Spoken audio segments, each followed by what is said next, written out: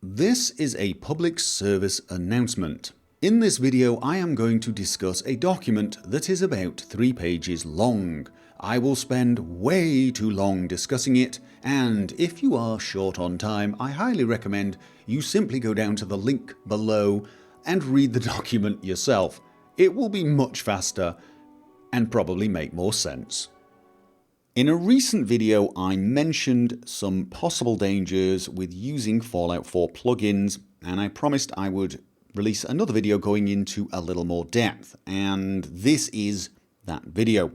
I had a brief conversation with some modders, and I was actually reading a thread where quite a few mod makers were arguing over the subject, and some of them actually agreed to send me a document outlining the specifics, the major problems with Fallout 4 plugins, and I will actually leave a link down below so that you can download this document and look at it yourself.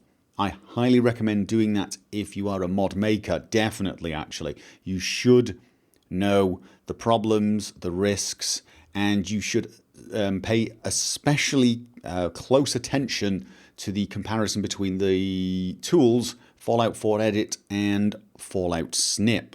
However, even for people who are not mod authors, people who are just using mods, this document has a lot of useful information, and I thought I would try to give you a sort of brief overview of what you can find inside. The primary message I took away from this document is that when you mod your game, you are doing so at your own risk.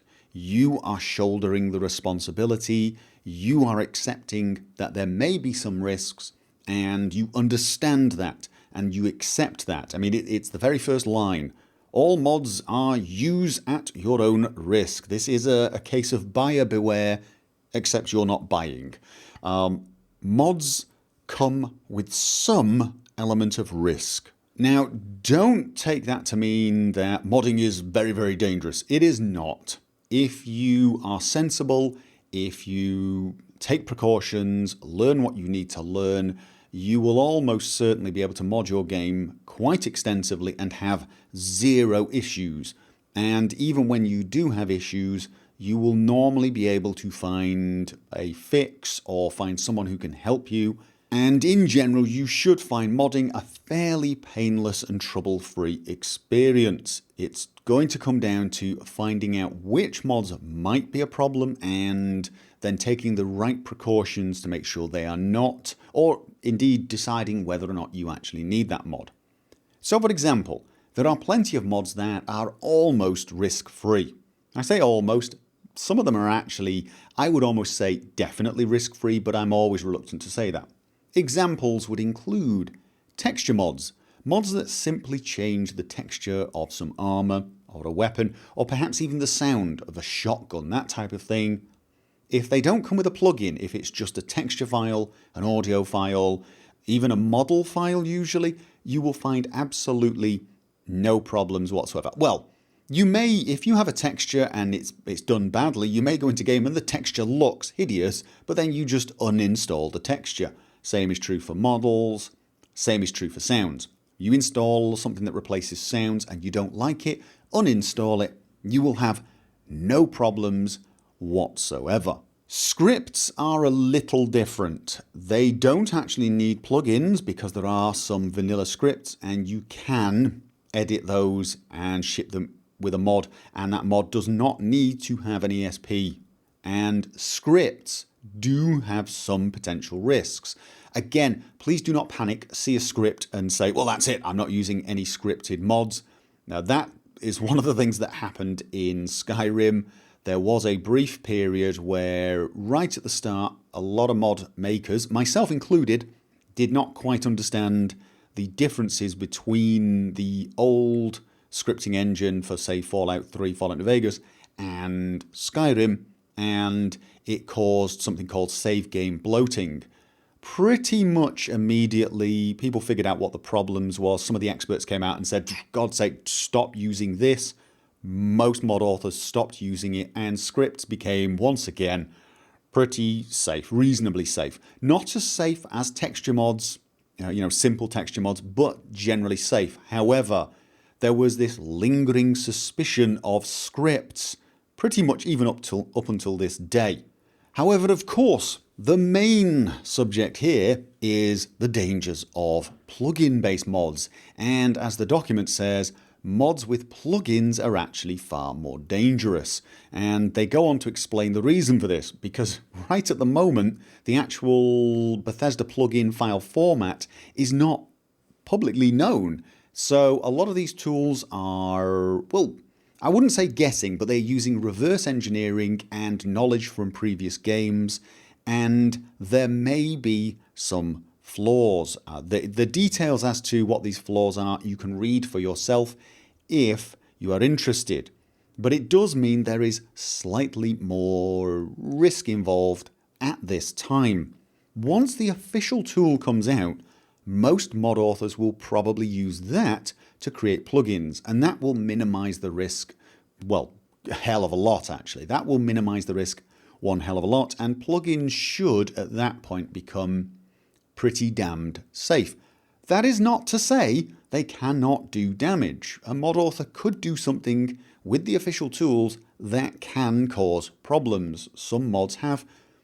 Just be aware of that. Don't think once the official plugin tool comes out, all will be perfectly safe. You still need to keep your eyes open. You still need to look at the comment sections when you're downloading a mod to see if people are reporting problems. If you notice a lot of complaints, you might want to pay a lot of attention to that mod and decide whether or not you want to use it. Using official tools is not a guarantee of safety. You should always be aware of that.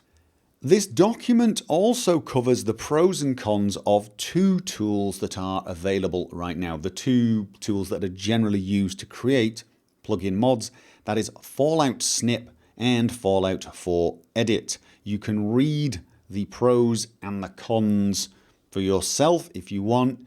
The short version is a lot of people believe Fallout Snip creates very dangerous ESPs. ESPs that can cause major problems for you, your save, and so on. And a lot of these people are recommending mods made with Fallout 4 Edit only. Now, these guys know a damn sight more about this subject than I do. There is some argument over it over in the mod authors forums. I will leave a link down below to that as well.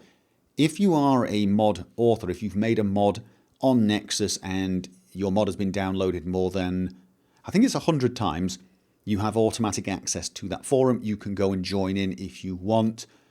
I am not going to say which side is right. However, I do trust the people who've made this document. I can tell you they know a damn sight more than me. I would take it pretty seriously if I were you. And if you do take it seriously, their suggestion is avoid mods created with Fallout Snip and tend to favor ones made with Fallout 4 Edit. Once again, remembering that this is still not a guarantee of safety. It is just safer. For mod authors, I would recommend that if you have made a mod and it's used Fallout 4 Edit, you clearly state that on the description page. The same is true if you've used Fallout Snip as well. I would recommend total transparency to mod authors. And if you are looking for mods, look on their page, check the front page, and if they have not told you which tool they are using, feel free to ask them. Ask them which tool they're using, and then you can decide if you want to use that. That mod author might say, no, I don't believe there is a problem with Fallout Snip, and explain to you why not. And again, you read it, you decide who you want to believe, who you want to trust. I am not going to tell you which side to pick on this again, because the people arguing about it on both sides definitely seem to know more than I do. Now, I do appreciate I've just spent longer rambling about this subject than it would have taken you to download and read the document itself. In fact, much longer. And I do apologize for that. I just wanted to give this subject the attention it really needed. I want you to take this seriously if you are modding your game. I do not want you to panic. I do not want you to say, well, that's it, I'm not modding. Hell no. Unless you are completely unwilling to accept any risk. If you're okay with a little risk, and to be honest with you, if you've been modding other games previously, you probably are okay with a little risk. It's still safe to mod your game. Just pay a little attention. Read this document. Again, links down below. Find out the details for yourself and then just keep your eyes open.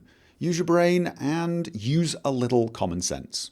And finally, I would just like to thank Mator or Mator, however that is pronounced, and all of the other mod makers who have been involved in this discussion. Your expertise, your hard work is appreciated. We really wouldn't have this community without you, and it is absolutely brilliant that you guys are creating these tools, creating the mods, and keeping us all informed as to what the hell is going on. So just a great big thank you from me.